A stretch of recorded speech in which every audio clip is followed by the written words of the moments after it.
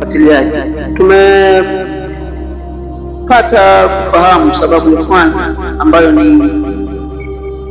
ni moja ya uvunjifu ama kuharibika ndoa zetu sasa hivi. Ustadh Muhammad ametuelezea kwamba kumbe tunapokosea ni pale ambapo mtu anataka kuoa. Umetaka kuoa, ni wapi, ni mke gani unachagua? Ni wapi umepanga kuweka mbegu zako ili ujizae watoto ambao ndio watakuwa wanandoa wa baadaye?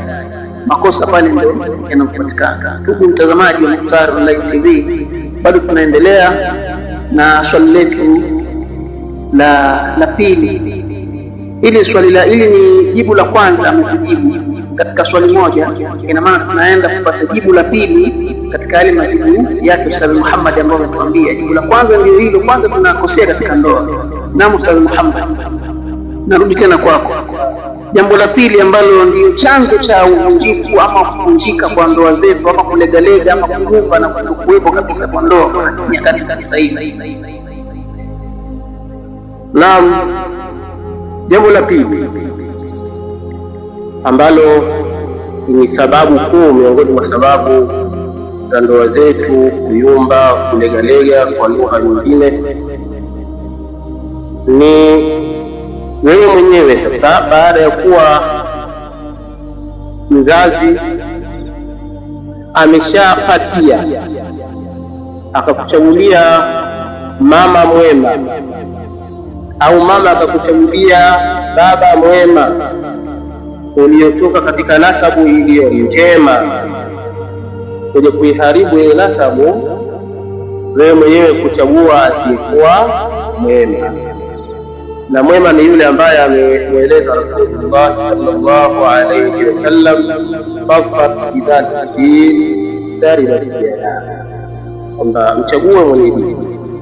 Ukitomchagua mwenye dini kwa imekamata mchanga.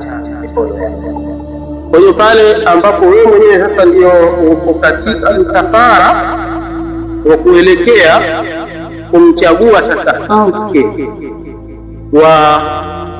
wa naye katika maisha ya ndoa, basi kikubwa zaidi cha kuchaguliwa ni dini. Lakini ni baada ya kuwa wewe mwenyewe ni mwenye tabia nzuri, lakini ni mwenye dini, kama ambavyo kwa upande mwingine Rasulullah sallallahu alayhi wasallam ametueleza, idha atakum man tarlauna khuluquhu wa dinahu fazawwijuhu.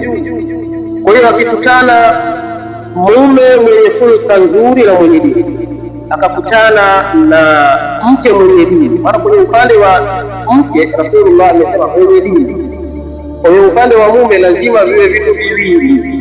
Man tarlauna khuluquhu, tena ameweza khuluquhu kwanza na dinahu, basi fazawwijuhu, akiwajeni yule ambaye mnaingia hulka yake baada ya kuchunguza mkamona hulka zake ni nzuri, lakini hakikisha kwamba ni Muislamu na ni mtekelezaji wa mambo ya Uislamu, si Muislamu bila basi mheshimu huyo. Kwa hiyo ikiwa wewe mwenyewe Allah subhanahu wa ta'ala amekujalia ukawa na tabia njema na ukawa una dini, basi unatakiwa uunganishe kizazi kile kiwe chema kwa kumchagua mwenye dini. Mwenye dini anapatikana wapi? Mwenye dini hapatikani tu kwenye TikTok, kwenye Facebook na sehemu nyingine. Huwezi kumpata mwenye dini, kwa sababu kule kwenye TikTok na Facebook na sehemu nyingine kuna maushuzi na majadiliano, lakini inawezekana kusiwe. Na kwa vile ni yeye ndiye anatangaza kuolewa, lazima, na anataka mume wa staili fulani, lazima atoke kwa staili hiyo ili ampate huyo mwenye staili, kwamba wanatangaza kabisa namtaka aliye ustadi aliye hivi, na yeye kajiweka kiustadhi ili wewe upate kujichanganya uingie pale. Na ukijichanganya tu ukishaingia, unataka kujua yale majalabibu, majuba, maushungi yalikuwa ni ya kwenye TikTok au yalikuwa ndio hasa yenyewe yaliyopatika katika moyo, yamevalishwa mwili au yamevalishwa moyo.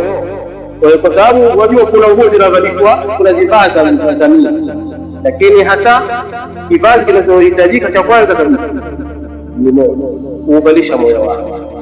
Kwa hiyo ukienda huko si aghlab kuweza kumpata mwenye dini, lakini kwa elekezi viko vituo vya madaris mbalimbali, lakini ziko familia ambazo kwa kufanya uchunguzi unazikuta ni familia ambazo ziko vizuri.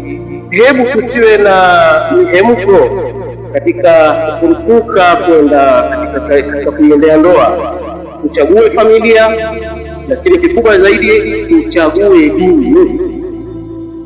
Tuchague dini, kwa sababu utakapoichagua dini ndipo itakapokutana dini kwa dini, matokeo yake itakayozalikana pale itazalikana dini.